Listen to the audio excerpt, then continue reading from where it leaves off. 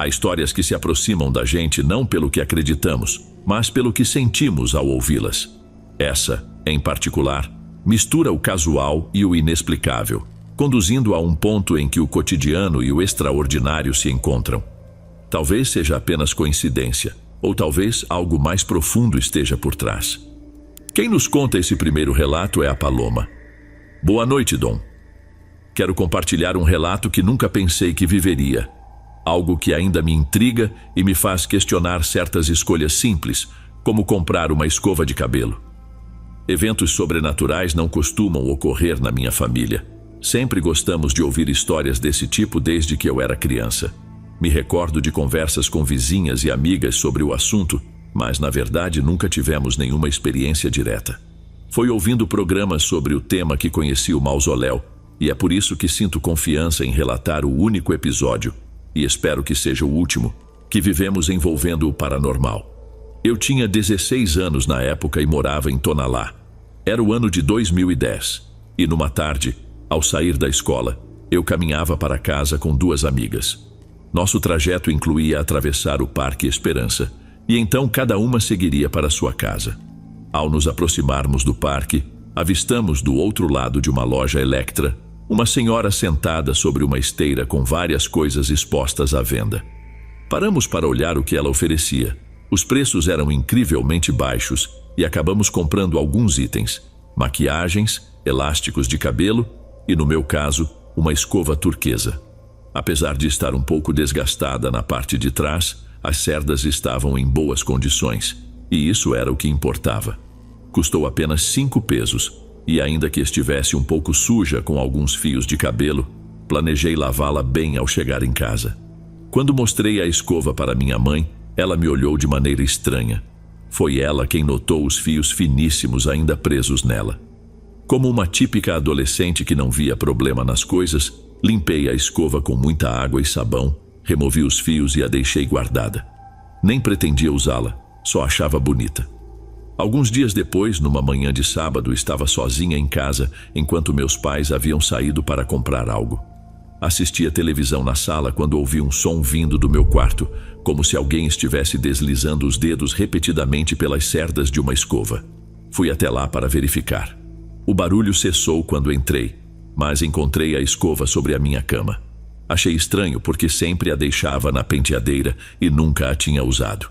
Pensei que o som poderia ser algum inseto, algo roçando em móveis ou portas. Recoloquei a escova na penteadeira e deixei o assunto de lado. Mais tarde, minha mãe me contou que, enquanto estava sozinha no quarto, ouviu o mesmo som vindo do meu quarto. Ela acreditou que eu já estivesse em casa e foi conferir, mas não havia ninguém. O curioso foi que, quando cheguei, encontrei a escova num móvel ao lado da minha cama, em vez da penteadeira onde sempre ficava. Comecei a desconfiar que algo estava errado com aquela escova, mas preferi não comentar com minha mãe. Não queria assustá-la e, ao mesmo tempo, tentava convencer a mim mesma de que poderia haver outra explicação. Acho que foi cerca de 2 dias depois disso que aconteceu algo durante a noite. Eu dormia sozinha no meu quarto, sempre com a porta fechada. Faço questão de mencionar isso para deixar claro que ninguém, nem minha mãe, nem meu pai, poderia ter feito o barulho que me despertou. Acordei naquele momento, mas continuei deitada, ouvindo atentamente. Parecia ter escutado algo no quarto, mas ainda deitada de lado, com as costas viradas para o restante do cômodo e para a penteadeira, o som não se repetiu. Fechei os olhos e tentei voltar a dormir quando, de repente, aquele som inconfundível de dedos deslizando pelas cerdas da escova surgiu bem próximo ao meu ouvido. Assustada, virei-me rapidamente e me sentei na cama. Foi nesse instante que ouvi o som da escova caindo no chão. Acendi a luz com pressa, esperando ver alguém ali. Talvez minha mãe ou meu pai. Mas não havia ninguém. A escova estava caída ao lado da cama, ainda balançando como se tivesse acabado de ser solta. Na mesma noite, sem pensar muito, peguei a escova e a joguei pela janela. Atrás do quintal havia um terreno baldio e foi lá que ela foi parar. Felizmente, depois disso, nada mais aconteceu. Mas aquela experiência me deixou uma lição. Nem sempre é uma boa ideia comprar ou aceitar coisas quando você não sabe a origem ou o que podem carregar consigo. Até hoje não faço ideia de quem era a dona anterior da escova ou se pertencia mesmo à senhora que a vendeu. E o que exatamente fazia aquele som? É algo que nunca saberei. E você costuma comprar itens usados em feirinhas, bazares ou mercadinhos? Não estou dizendo que isso seja errado, claro que não. Muitos de nós fazemos isso e muitas vezes encontramos coisas realmente interessantes, não acha? Só que no final das contas é como um jogo de sorte. Pode acontecer algo com você ou pode ser que não. Antes de irmos para o próximo relato, se você é novo por aqui, não se esqueça de se inscrever no canal e ativar o sininho para receber as próximas histórias. Sua presença é importante e seu apoio é essencial. Bem, vamos continuar.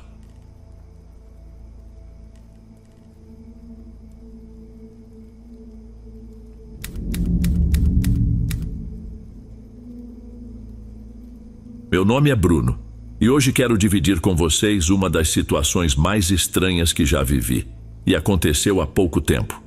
Em 2018, comprei uma caminhonete por conta do meu trabalho, principalmente para transportar mesas e cadeiras de eventos. Um amigo meu que trabalha com compra e venda de veículos me ligou uma manhã dizendo que tinha acabado de chegar uma caminhonete que podia ser ideal para mim. Ele sabia que eu estava à procura de algo assim. Então fui até o local naquela mesma tarde. Quando cheguei, lá estava ela, quase nova, com pouquíssimos quilômetros rodados. O motor estava em perfeito estado, o interior impecável, uma Toyota Hilux 2016. O preço? Bem, era o esperado para uma Toyota, mas ainda assim era barato para o modelo e as condições em que se encontrava. Parecia zerada, sem exageros. Meu amigo garantiu que tinha revisado tudo. Então comprei sem pensar duas vezes.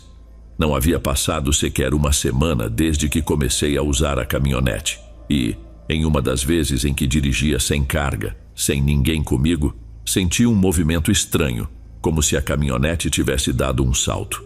Não passei por buraco, lombada ou qualquer irregularidade no asfalto. Olhei pelo retrovisor para a caçamba, porque a sensação era de que alguém tinha pulado ali ou deixado algo cair. Assim que consegui, parei o veículo e fui conferir. Revirei tudo, mas não havia absolutamente nada. Decidi deixar para lá, talvez tivesse sido um buraco pequeno que não notei. Continuei trabalhando com a caminhonete. Uns 6 ou 7 dias depois, aconteceu de novo. Dessa vez, voltava para casa à noite, novamente sem nada na caçamba, nem ferramentas, nem sacolas. Foi quando ouvi claramente um barulho, como se alguém tivesse batido na janelinha que conecta a cabine à caçamba. Dessa vez fiquei realmente assustado.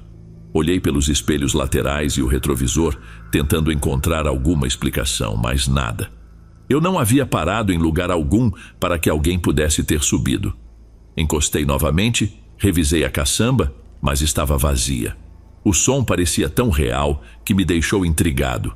Mesmo com o susto, não havia muito o que fazer. Continuei dirigindo até chegar em casa, depois de mais uns 20 minutos. Quando estacionei em frente à minha casa, 2 vizinhos que estavam do lado de fora conversando e ouvindo música me cumprimentaram. Quando saí da caminhonete e comecei a caminhar para dentro, um deles perguntou: "Ei, Bruno, quem era o menino que estava com você?" A pergunta me pegou de surpresa. Sem entender, devolvi: "Que menino? Do que vocês estão falando?" "Ué, quando você chegou, o Ravi e eu vimos um menino na caçamba. Ele estava em pé, segurando na borda." "Não foi, Ravi?" "Foi sim, quando você saiu, ele se abaixou. A gente achou que era seu sobrinho ou algo assim." Com o coração disparado, corri para conferir a caçamba mais uma vez. Pedi, quase implorando que me dissessem a verdade. Eles insistiram que viram o menino, com absoluta certeza. Naquele instante, contei aos meus vizinhos tudo o que vinha acontecendo. Conforme fui relatando, notei que suas expressões mudaram, ficaram pálidos. Eles me alertaram, dizendo para não brincar com aquilo, pois tinham visto claramente um menino em pé na caçamba da caminhonete. Sugeriram que eu perguntasse ao vendedor sobre o veículo, pois algo de estranho devia haver com ela. Ficamos ali, os 3, observando a caminhonete em silêncio. Depois nos despedimos e tanto eles quanto eu entramos em nossas casas, sem coragem de continuar encarando aquela situação. Não esperei pelo dia seguinte. Na mesma noite liguei para meu amigo, e ele atendeu prontamente. Expliquei o que estava acontecendo e ele, que é alguém em quem confio muito, ouviu tudo com atenção. Sabia que não tinha feito nada de má fé. Foi quando ele me disse algo que até hoje não esqueço. Bruno, não sei nem o que dizer.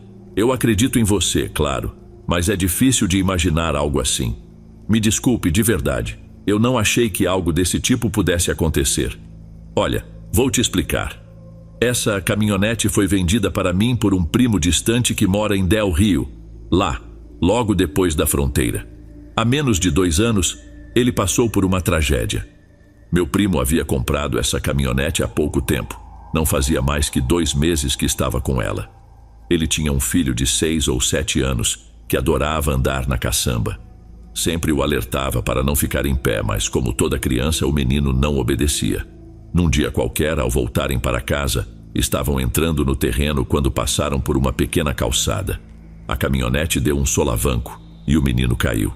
Meu primo, sem perceber, acabou passando com as rodas por cima dele. O garoto morreu ali mesmo. Meu amigo continuou.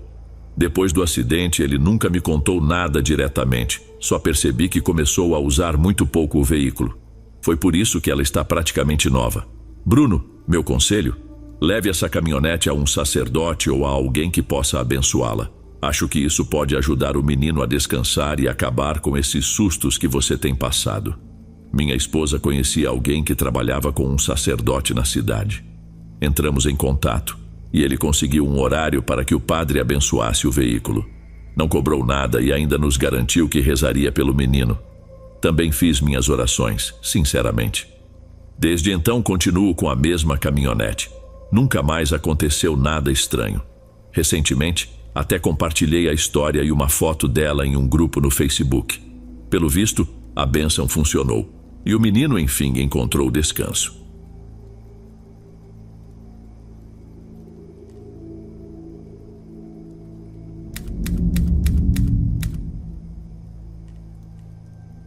O que vou narrar aconteceu há cerca de 2 anos, mais ou menos na época em que começávamos a sair do período de isolamento causado pela pandemia. Naquele momento, eu estava trocando de computador.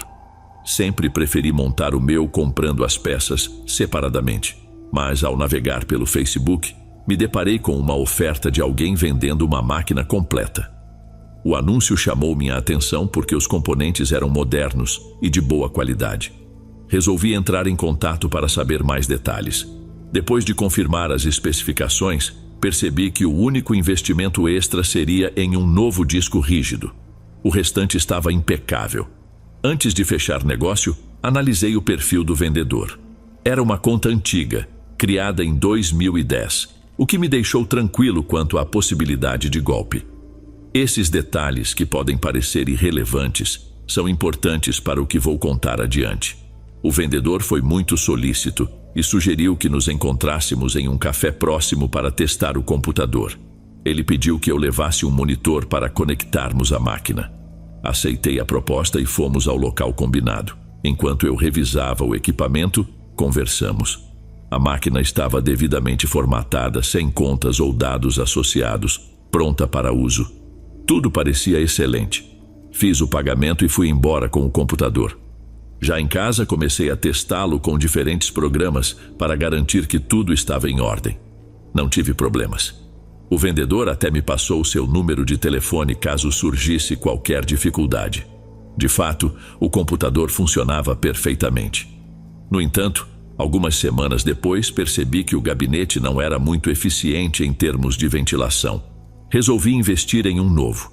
Ao desmontar a máquina para transferir as peças, notei algo curioso entre os cabos e a parte traseira do gabinete antigo, próximo à placa-mãe. Um pendrive pequeno, quase escondido. Não sei explicar por que decidi conectá-lo, mas tomei precauções. Usei um laptop antigo que já quase não utilizava. Dentro do pendrive havia 3 pastas. A primeira, intitulada Livros, continha arquivos PDF. Alguns pareciam ser páginas digitalizadas, outros apenas fotos de livros. O conteúdo era inquietante, desenhos perturbadores e textos que, pelo que consegui entender, eram descrições de rituais e invocações. Apesar do desconforto, continuei explorando. As outras 2 pastas continham vídeos, muitos. Não consegui assistir a todos, mas os poucos que vi foram suficientes para me causar repulsa. Evitarei os detalhes, especialmente se você for sensível ao tema de maus tratos a animais. Os vídeos estavam organizados por datas, cada título indicando um dia e o termo tentativa. Por exemplo, 12 de janeiro de 2020, terceira tentativa. Nos vídeos, uma mulher, cujo rosto nunca aparecia, posicionava uma câmera para gravar algo assustador. Um altar sombrio, com velas negras, desenhos vermelhos espalhados pelo chão e uma figura demoníaca ao centro. Tudo apontava para rituais perturbadores. Até hoje não consigo esquecer o que vi. Nos vídeos, a mulher parecia realizar uma série de ações que se estendiam por cerca de 30 minutos em cada gravação. Assisti apenas partes, avançando rapidamente para não ouvir as palavras que ela dizia em uma língua que eu não compreendia. Havia algo perturbador naquilo, algo que me causava um medo genuíno. O desconforto se agravou quando, em um desses vídeos, ela apareceu com um gato. Não entrarei em detalhes sobre o que fazia, mas o resultado era sempre trágico.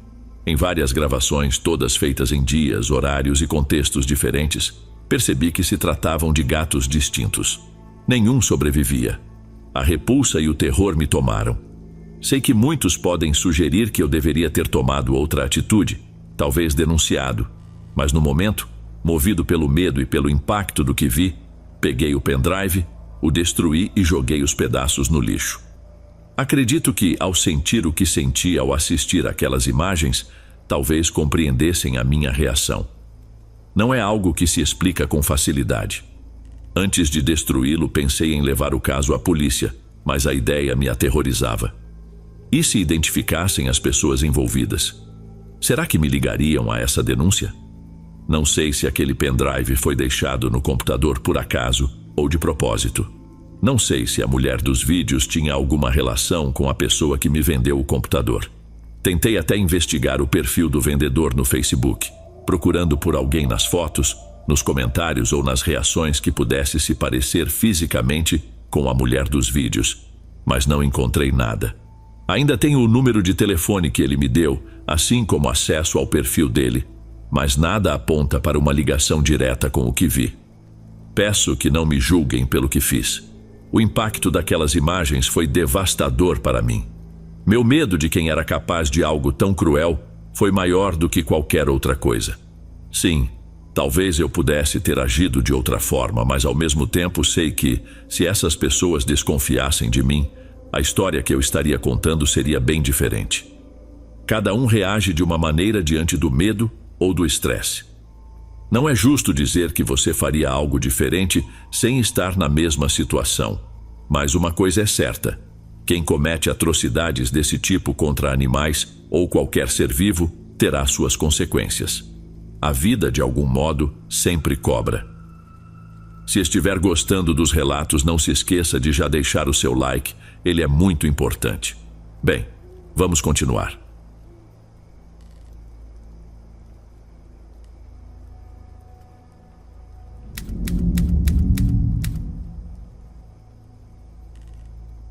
Após o término do meu último relacionamento, acabei tendo que retornar para a casa da minha família. Eu e ele dividíamos um apartamento alugado em Boston. Um alerta para quem estiver pensando em algo parecido: evite assinar um contrato de aluguel com alguém com quem você está junto há pouco tempo. Ele se mostrou bem diferente do que eu imaginava. Agora estou vivendo com meus pais no oeste de Massachusetts. Se você conhece a região, sabe que, quanto mais a oeste, mais rural tudo fica. Eu prefiro estar em áreas urbanas, especialmente porque ainda estou nos meus 20 e poucos anos. A vida no campo não é para mim. A cidade grande sempre foi meu ambiente favorito. Aqui na região dos meus pais, o clima é extremamente parado. Espero que essa estadia seja breve, até eu encontrar um lugar que possa bancar sozinha. Boston, no entanto, está fora de cogitação por questões pessoais. Voltei ao antigo emprego no centro de atendimento de urgência, onde trabalhei antes de me mudar. Eles me acolheram bem, apesar de saberem que minha permanência é temporária. O problema desse trabalho é o horário. Pego muitos turnos noturnos.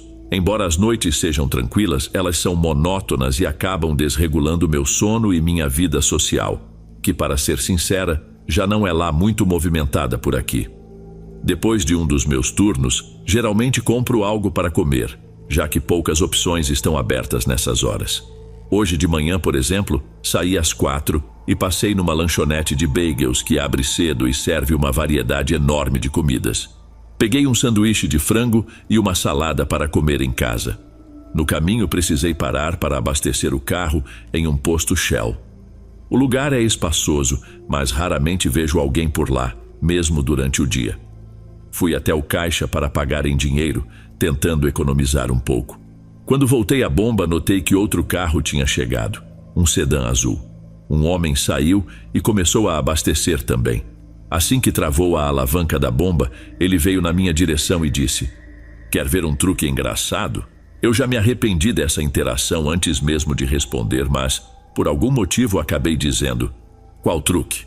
Ele começou a fazer aquele truque besta de tirar o dedo, dobrando-o com a outra mão. Enquanto fazia isso, me olhava alternando entre um ar de gozação e um de quem sabia que aquilo era tolice. Eu ri de maneira forçada na esperança de que ele desistisse, mas ele continuou. Mesmo quando desviei o olhar, ele insistiu, o que me deixou ainda mais desconfortável. Assim que ouvi o clique da bomba indicando que o tanque estava cheio, senti um alívio enorme. Guardei a mangueira rapidamente e fui pegar meu troco. Quando voltei, não vi mais o homem, mas o carro dele ainda estava lá com a mangueira no lugar. Não quis ficar para descobrir mais nada. Assim que entrei no carro, não resisti à paranoia e dei uma olhada no banco de trás, só para garantir que ele não estava lá. Tranquei as portas e segui de volta para casa, o que levou uns 5 minutos. Tudo o que eu queria era devorar meu jantar das 4:30 da manhã.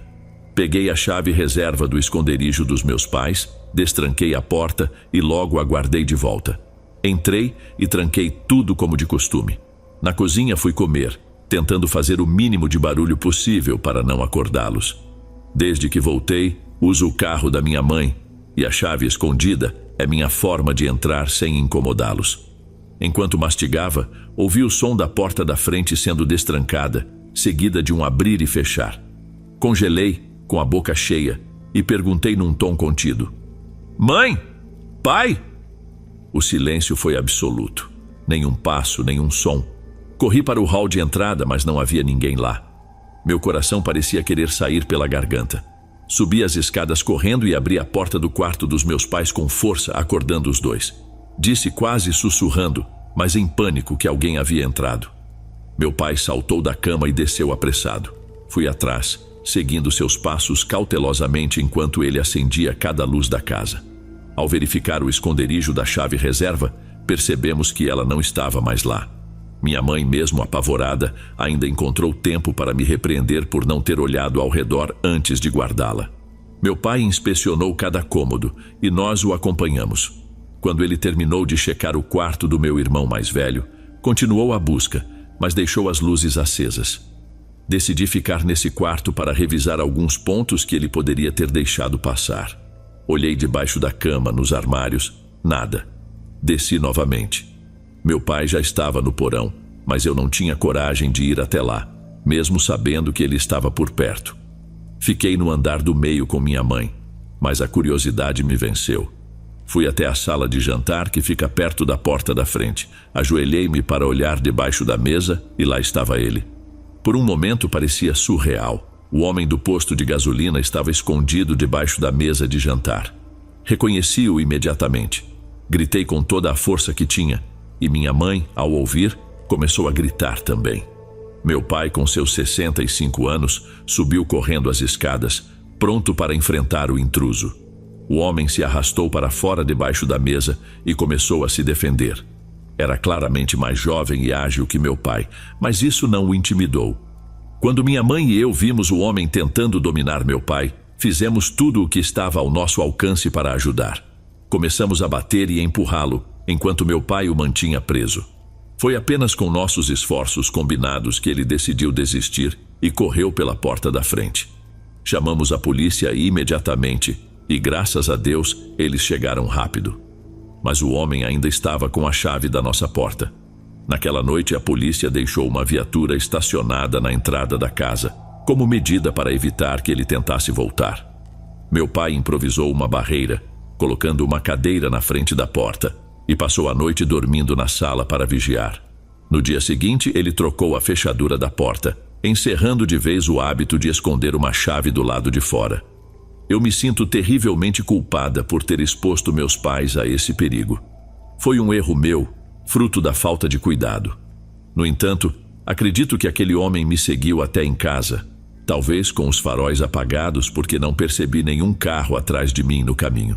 Apesar do susto, fico aliviada que todos nós estamos bem. Essa experiência, porém, só reforçou minha vontade de sair daqui o quanto antes.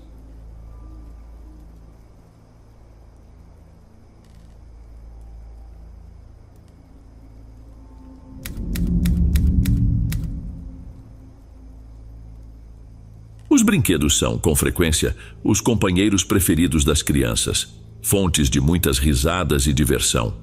É raro encontrar uma criança que não sonhe em ter algum brinquedo especial. Quem nunca desejou algo que viu na televisão ou admirou nas mãos de um amigo, colega ou vizinho? Quase todos já sentimos esse anseio na infância. E o mais incrível é que, às vezes, esses sonhos se tornaram realidade. Porém, o vínculo com esses objetos pode ter seus riscos, como aprendi com minha sobrinha. Jade tinha 6 anos e estava no início do ensino fundamental, vivendo no estado do México. Era uma garota cheia de energia, como tantas crianças de sua idade. Corria de um lado para o outro, gritava alto e fazia amizades onde quer que fosse. Embora fosse extrovertida, também se dedicava a estudar e a ajudar em casa com minha irmã e minha mãe. Quando 2020 chegou à metade, o mundo enfrentava a pandemia da Covid-19. O isolamento social foi necessário e por quase 2 anos, a rotina de Jade mudou drasticamente. Ela, que adorava movimento e interação, passou a ter aulas online, o que era um grande desafio. Apesar dos esforços da minha irmã e da minha mãe para mantê-la ocupada com atividades e pequenas tarefas, Jade logo ficava entediada e, como resultado, arranjava travessuras para fazer pela casa.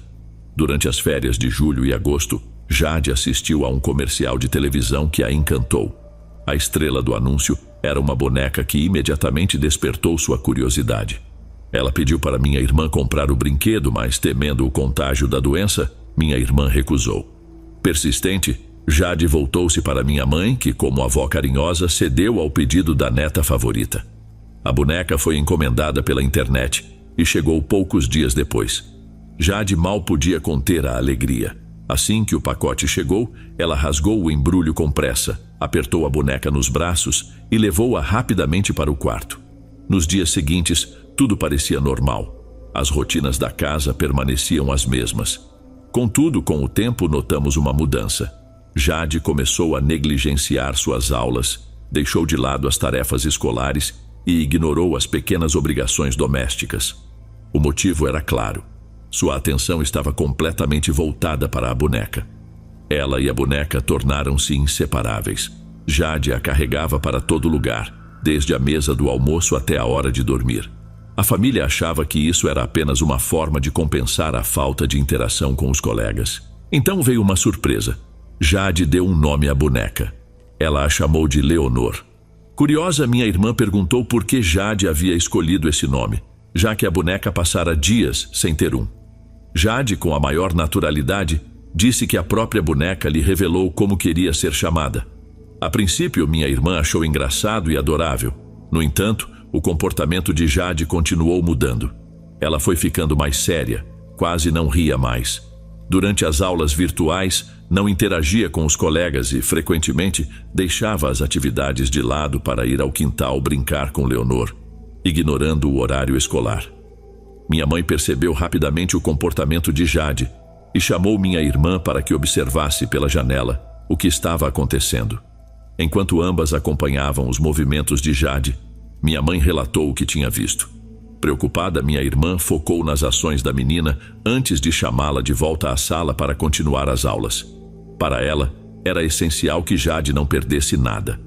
Com firmeza, Minha irmã pediu que ela retornasse imediatamente e voltasse a se concentrar nos estudos, deixando claro que outra atitude não seria aceita. Porém, Jade, com um olhar distante e uma voz exaltada, respondeu que não queria participar da aula. Essa reação surpreendeu a todos, pois não era do feitio dela agir de maneira desrespeitosa, já que sempre foi ensinada a ser educada e cordial. Minha irmã, ao ver a resposta de Jade, não hesitou. Retirou a boneca de suas mãos, claramente irritada, e reforçou que era inadmissível faltar com respeito.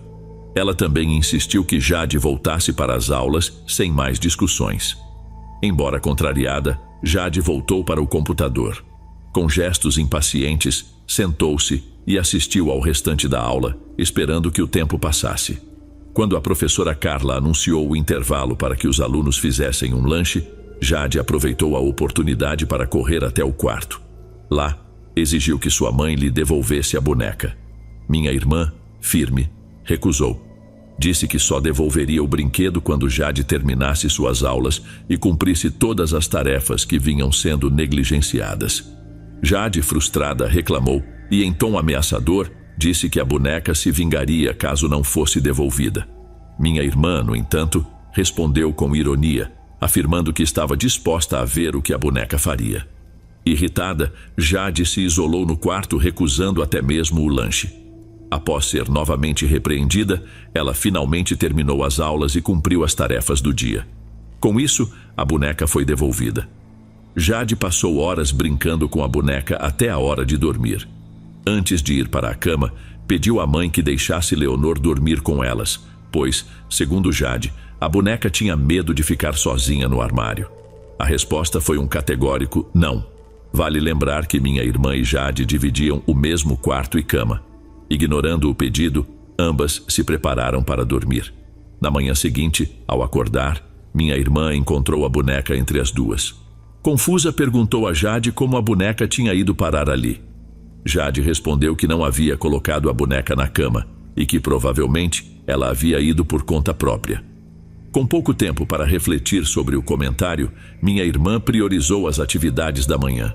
Sem dar muita atenção ao ocorrido, colocou a boneca em uma gaveta trancada com chave, garantindo que Jade não tivesse acesso.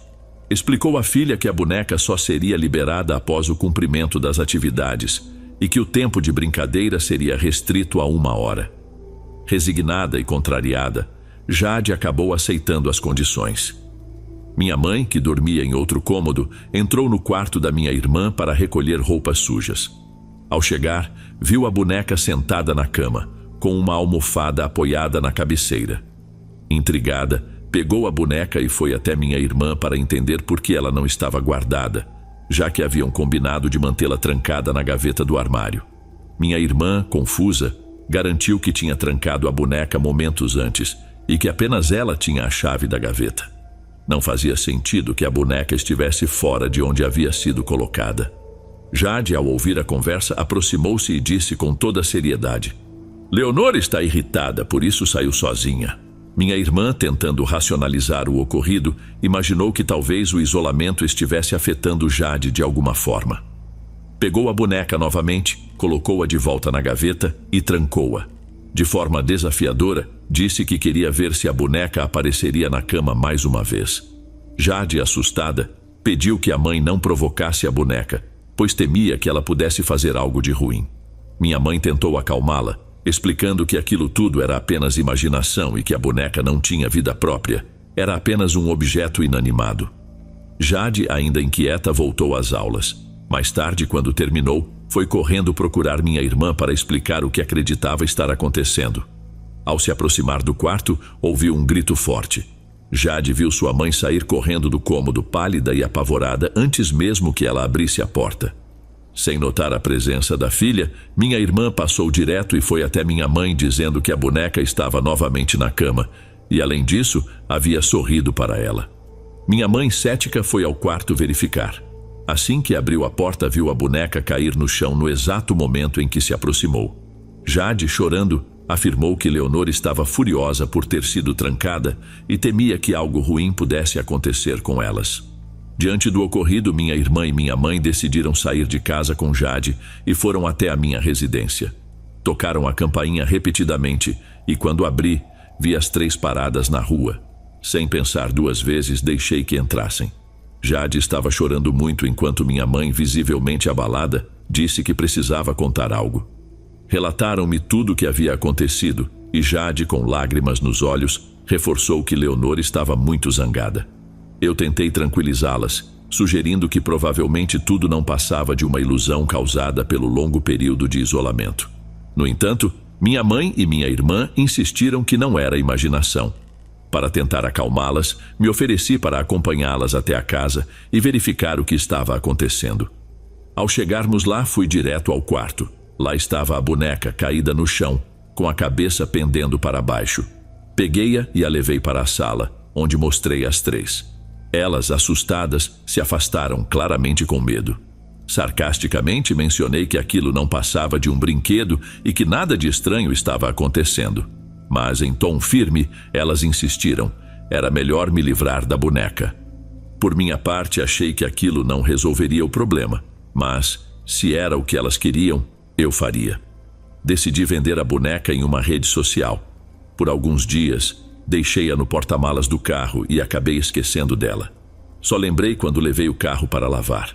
Ao abrir o porta-malas, algo chamou minha atenção. A boneca estava sorrindo de uma forma que eu não lembrava.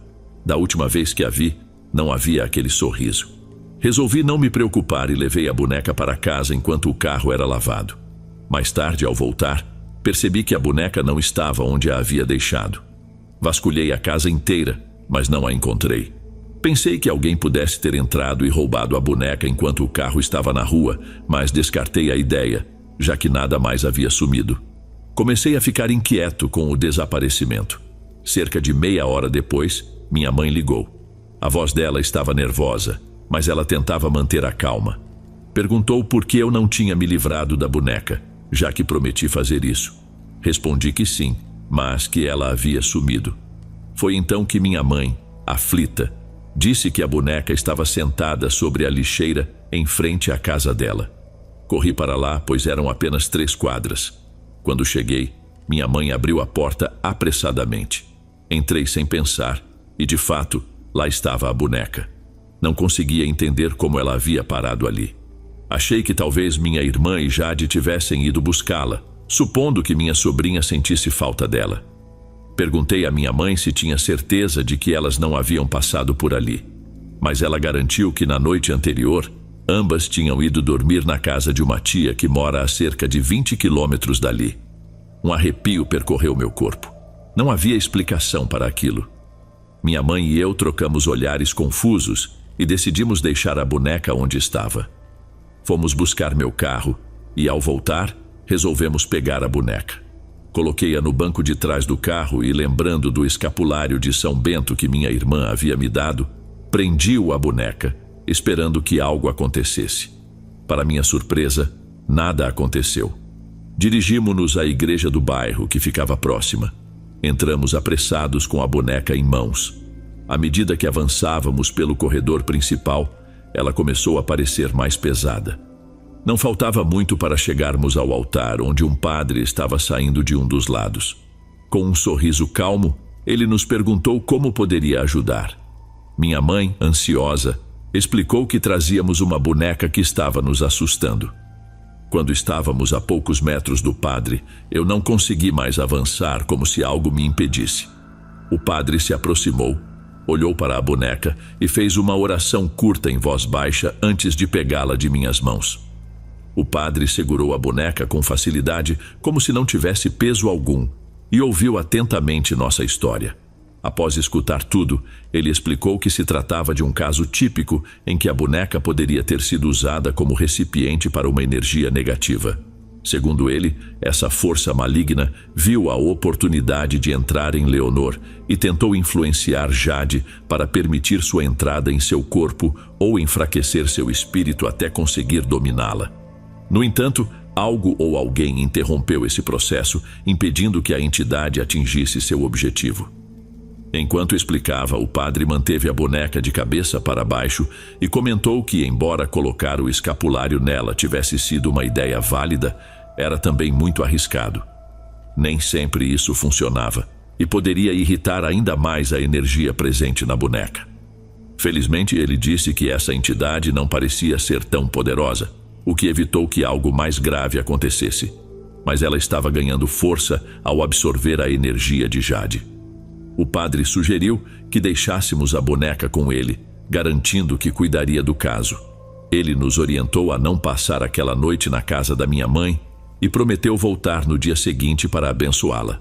Naquela tarde, minha irmã e Jade retornaram para a casa da minha mãe após alguns dias fora. Notei que Jade sorria novamente, embora ainda estivesse visivelmente cansada. Ela parecia ter recuperado a alegria de antes. Na manhã seguinte, às 8 horas, o padre chegou e iniciou a bênção na casa. Ele pediu que o deixássemos sozinho por 2 horas para realizar o ritual. Quando retornamos, encontramos o padre saindo com um suspiro de alívio. Ele afirmou que a casa estava limpa e que todos podiam voltar a dormir lá sem preocupações. Deixou algumas orientações antes de partir. A partir daquele dia, tudo voltou ao normal. Não houve mais incidentes estranhos na casa da minha mãe, e a rotina seguiu tranquilamente durante a quarentena. Jade recuperou sua energia habitual e passou a frequentar a igreja regularmente. Em uma dessas visitas, por recomendação de um senhor, ela foi levada para um tipo de tratamento espiritual que, embora eficaz, não ficou claro para mim se foi feito por um médium ou um xamã. Meses depois, Jade retornou às aulas presenciais. Certo dia, minha mãe recebeu uma ligação urgente da escola. Contaram que Jade havia tido uma crise nervosa e pediram que alguém fosse buscá-la. Minha mãe me chamou, pois sabia que eu estava disponível, e fomos juntos. Quando chegamos à escola, a diretora explicou que uma colega de sala havia levado uma boneca. Ao vê-la, Jade entrou em pânico. Depois de conseguirem acalmá-la, perguntaram o que havia acontecido. Jade explicou que a boneca parecia má e que tinha medo de que ela pudesse machucá-la. Enquanto minha mãe preenchia os papéis necessários para liberá-la, sentei-me ao lado de Jade e perguntei o que a assustava tanto. Mais calma, ela me contou que a boneca da colega era idêntica a Leonor e ela temeu que fosse a mesma. Respondi com tranquilidade, garantindo que a boneca estava com o padre e que nunca mais poderia lhe fazer mal. Voltamos para casa e assim que chegamos, liguei para minha irmã pedindo que viesse logo após o trabalho. Sugeri que entrasse em contato com os pais da colega de Jade, tanto para convencê-los a conversar, quanto para entender melhor a origem da boneca. Queríamos nos certificar de que não fosse Leonor. Minha irmã concordou e no dia seguinte foi pessoalmente conversar com eles. Após a conversa, confirmou que a boneca não era Leonor. Segundo ela, os pais da menina explicaram que haviam comprado o brinquedo recentemente, apenas 2 semanas antes, e que era novo. Isso nos trouxe alívio. No entanto, cerca de 1 mês depois, algo estranho aconteceu. A colega de Jade parou de ir às aulas. Jade comentou conosco, preocupada, que a menina estava ausente há 1 semana e que antes disso parecia diferente. Calada, embora sempre tivesse sido muito participativa em sala de aula. Tentamos descobrir mais sobre a menina e sua família, mas sem sucesso. A diretora da escola, de forma discreta, nos contou que, de repente, a família havia se mudado sem aviso prévio. Não deixaram informações de contato ou qualquer pista de para onde foram. Com o passar do tempo, seguindo a recomendação da psicóloga que acompanhava Jade, decidimos transferi-la para outra escola. Lá, ela fez novos amigos e, felizmente, parece ter superado boa parte do que aconteceu com a boneca. Antes de encerrar, deixo um conselho importante. Sejam cuidadosos com os brinquedos que compram para seus filhos. Verifiquem sempre sua origem e evitem adquirir brinquedos usados. Nunca sabemos que tipo de energia pode estar associado a eles.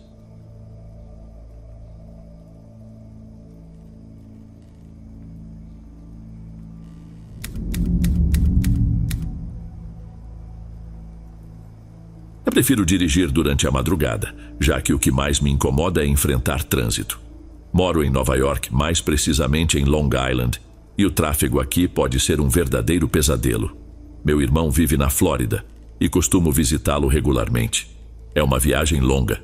Dependendo da hora que você sai, pode passar de 18 horas na estrada. Geralmente saio de Nova York de madrugada por volta das 2 para escapar das áreas com maior movimento antes que o fluxo de carros aumente. Foi exatamente às 2 da manhã, numa quinta-feira, que deixei minha casa e iniciei o trajeto. Fiz uma parada no Dunkin' Donuts para pegar um café e me preparar para a longa e cansativa jornada. A razão para dirigir em vez de pegar um voo era que eu ficaria na Flórida por um mês inteiro. Não queria depender do meu irmão para me levar de um lado para o outro. Quando finalmente deixei Long Island, já passava das 3 da manhã. A partir de Nova Jersey, a viagem fluiu sem problemas.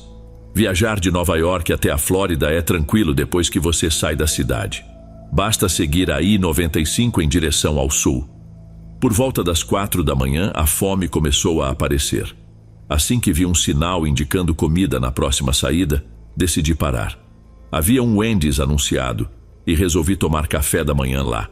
Não comi nada antes de sair porque quando acordo tão cedo, meu corpo demora a sentir fome. Talvez você já tenha passado por isso. Segui as placas até o Wendy's, que ficava numa área isolada de Jersey. A ausência de iluminação pública dava a impressão de estar no meio do nada. Os faróis do carro eram minha única luz.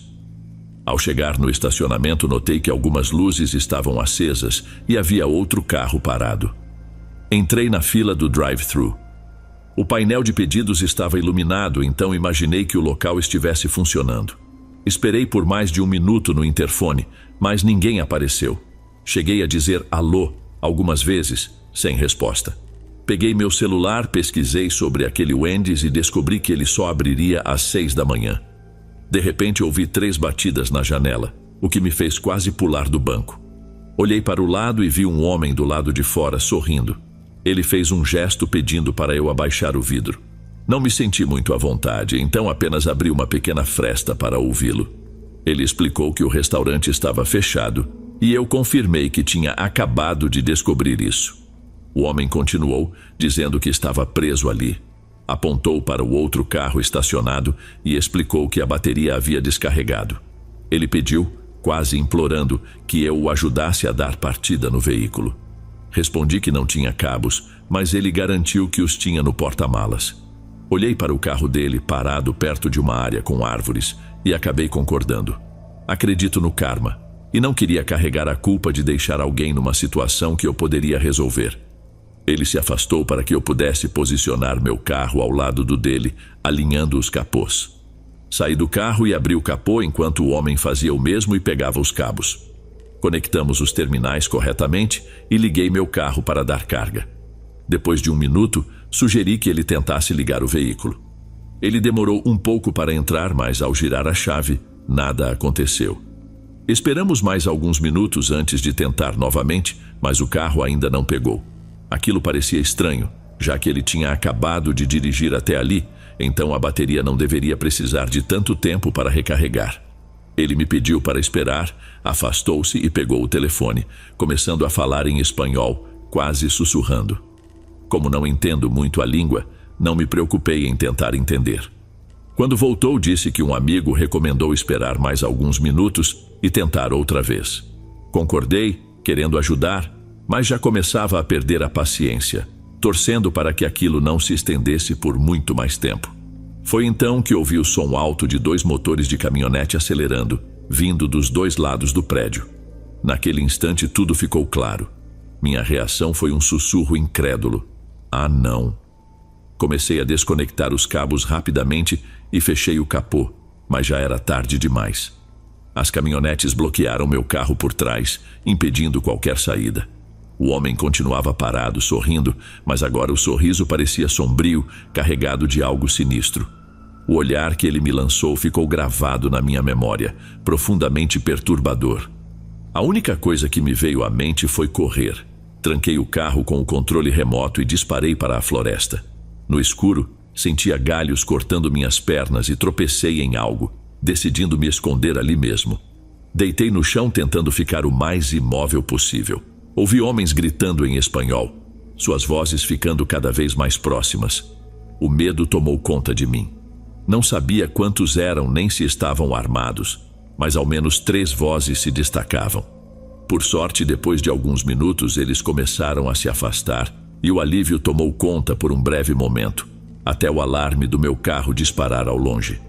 Tudo que eu tinha estava no porta-malas: roupas, sapatos, relógios, acessórios, tudo avaliado em centenas de dólares.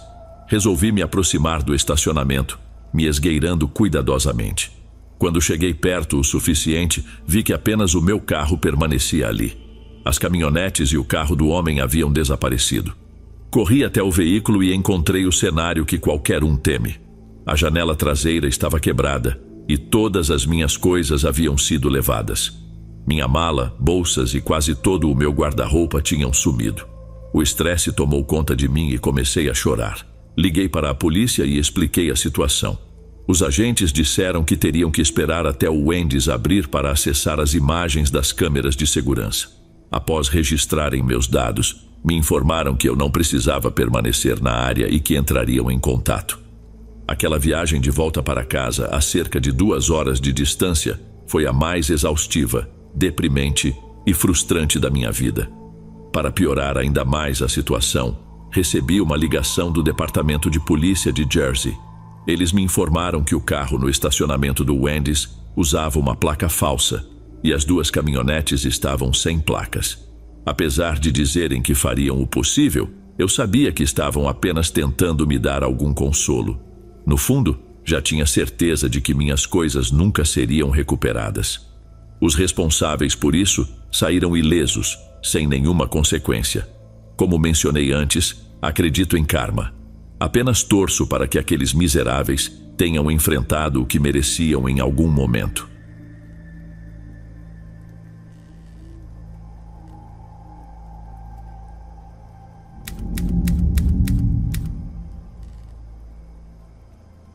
Certamente, todos já passamos por aquelas intermináveis viagens de carro, não é? E, invariavelmente, chega aquele momento em que avistamos uma placa indicando uma área de descanso, ponderando se conseguimos aguentar mais uns 20 minutos antes de finalmente parar para esticar as pernas ou atender a um chamado mais urgente. Às vezes, damos sorte e encontramos uma estrutura completa, com lanchonetes e até conveniências, mas na maioria das vezes o que temos é um pequeno espaço com um prédio simples que mal oferece um banheiro. Foi numa dessas viagens que me vi enfrentando um trajeto longo, 15 horas ao todo, e para piorar, grande parte dessa jornada ocorreu durante a noite. Os detalhes do itinerário não importam muito, mas eu estava perdido em algum canto remoto na costa leste dos Estados Unidos. Já era madrugada e a estrada estava quase deserta. Pouquíssimos carros cruzavam meu caminho naquele horário. Era raro avistar outro veículo. Cheguei àquele ponto desconfortável em que o corpo começa a reclamar. Precisava urgentemente de um banheiro e já não aguentava mais ficar sentado. Meus olhos começaram a buscar avidamente por uma placa de área de descanso. Quando finalmente vi o aviso azul familiar, senti como se tivesse encontrado uma solução milagrosa. Alguns quilômetros depois, saí da estrada e entrei no pequeno posto de parada. A estrutura era modesta, mas tinha um banheiro que era exatamente o que eu precisava. No estacionamento não havia caminhões. Imagino que esses só possam pernoitar em áreas específicas. Havia apenas outro carro ali, e imaginei que o motorista talvez estivesse descansando ou dormindo. Antes de entrar no banheiro, me alonguei um pouco e olhei para o outro carro. As janelas eram escuras demais para que eu pudesse enxergar qualquer coisa lá dentro. Não dei muita importância. Minha curiosidade era passageira. Dentro do banheiro, deparei-me com uma cena esquisita. Um homem estava parado em um canto, a cabeça abaixada, de costas para mim. A princípio, pensei que ele estivesse usando o mictório, mas logo notei que nem sequer estava perto dele. Ele simplesmente encarava a parede. Fiquei paralisado por um instante, sem saber se deveria dizer algo. Minha vontade era perguntar se ele estava bem, mas a estranheza da situação me impediu. Para chegar ao boxe, tive que me aproximar, o que só aumentou meu desconforto. Fiz o possível para manter a calma e agir normalmente. Entrei no boxe e fechei a porta, mas a sensação de desconforto era sufocante. A verdade é que eu não conseguia usar o banheiro com outra pessoa ali.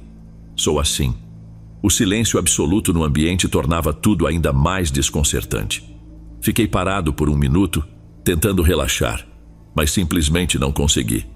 Acabei dando descarga só para disfarçar e saí do boxe. Quando saí, notei que o homem tinha mudado de posição. Agora ele estava virado para mim, parado no mesmo canto. Ele me encarava fixamente. Foi aí que vi seu rosto. Era perturbador de um jeito que me deixou desconfortável. Não costumo julgar as pessoas pela aparência, mas havia algo profundamente inquietante em sua expressão, especialmente nos olhos. O vazio em seu olhar me arrepiou. Depois de tantas horas sem interação humana, aquela situação me atingiu em cheio e me deixou completamente fora de equilíbrio. Sem pensar duas vezes, saí do banheiro o mais rápido que pude. Caminhei direto até o carro, liguei o motor e dei ré sem perder tempo. Ao olhar pelo retrovisor, meu coração disparou. O homem do banheiro estava vindo em direção ao meu veículo. Pisei no acelerador e me afastei dali rapidamente, aliviado por deixá-lo para trás. Ainda assim, meu problema principal permanecia. Eu ainda precisava desesperadamente usar o banheiro. Calculei que seriam mais uns 20 minutos até a próxima área de descanso e resolvi aguentar. Minha estimativa estava certa. Depois de um pouco mais de 20 minutos, cheguei a outra área de descanso. Era praticamente igual à anterior. Como mencionei antes, muitas dessas paradas são bem parecidas. Felizmente não havia nenhum carro estacionado ali. Estacionei bem em frente ao banheiro e corri para dentro. Assim que entrei no box, finalmente consegui me aliviar e me senti muito melhor. Estava quase terminando quando ouvi passos entrando no banheiro. Achei que a pessoa fosse parar em um dos mictórios, mas, para minha surpresa, os passos continuaram em direção ao boxe onde eu estava e pararam exatamente na porta. Pelo espaço na parte inferior, consegui ver os sapatos de alguém parados bem ali. Meu coração gelou. Só podia ser o mesmo homem da outra área de descanso. Ele tinha me seguido. Minha ansiedade me paralisou por alguns segundos. Não consegui dizer nada. Finalmente reuni coragem e falei: "Tem alguém aqui dentro." Nenhuma resposta. Aquilo confirmou minhas suspeitas. Eu estava em perigo. Minha única saída foi pegar o celular e ligar para o número de emergência. Coloquei no viva voz, esperando que a voz da atendente intimidasse o homem. A ligação foi atendida com uma frase clara: "Emergência, qual é a sua urgência?" Respondi em voz alta, explicando que estava sendo seguido por um homem suspeito e me sentia ameaçado. Fiz questão de descrever minha situação com firmeza, deixando claro para o homem que eu estava pedindo ajuda. Enquanto fornecia detalhes sobre minha localização, percebi que funcionou. Os sapatos se afastaram da porta e o intruso saiu do banheiro. Contei à atendente o que aconteceu, mas disse que preferia aguardar no local até que a polícia chegasse. Alguns minutos depois, ouvi uma batida na porta do banheiro. Era o policial. Ele me acompanhou para fora com segurança e eu relatei tudo. Descrevi o homem, o carro dele e os 2 encontros assustadores. O policial também verificou meu carro para garantir que não havia sido mexido. Depois de se certificar de que o homem tinha ido embora, ele sugeriu que partíssemos ao mesmo tempo. Seguimos juntos até ele deixar a rodovia. O restante da viagem foi tranquilo, mas aquela noite foi aterrorizante. Nunca imaginei que algo assim pudesse acontecer comigo. Estou quase certo de que era o mesmo homem de antes. O mais estranho é que essas histórias costumam envolver mulheres, mas isso prova que ninguém está completamente imune. Antes de irmos para o último relato, se ainda estiver por aqui, comente o horário que está assistindo. Gosto de saber quem assiste os relatos até o final. Bem, vamos continuar.